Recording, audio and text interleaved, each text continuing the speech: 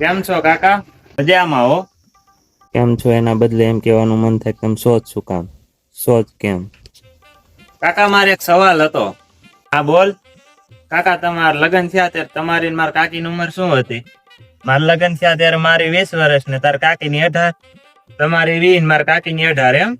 મારા 20 થવા આવ્યા હો. તમે લોકોએ નાનપણમાં લગ્ન કરી લીધા. મારે શું વાંઢું મરવાનું છે?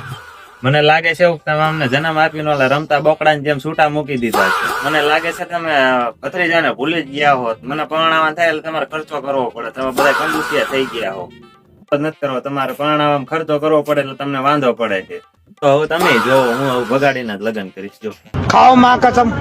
તમારે મારું ક્યાંય ગોઠવવું જ નથી. પૈસા વાય બધા ગાંડા થઈ ગયા હો. પૈસા વાય ગાંડા થઈ ગયા હો. આટલો બધો તને પરણવાનો ભભડિયો છે નો આલ્યો છે. મારી હારે છોકરા હતા, બધાના લગ્ન થઈ ગયા, બધાના હગાઈ થઈ ગઈ, બધાના સોખાઈ ખવાઈ ગયા.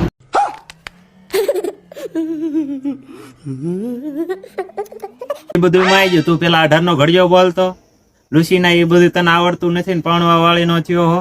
કાકા હવે મોડું રાખવા ને હું મારા કાકીને કહીશ જો ન્યા મેળ આવે તો.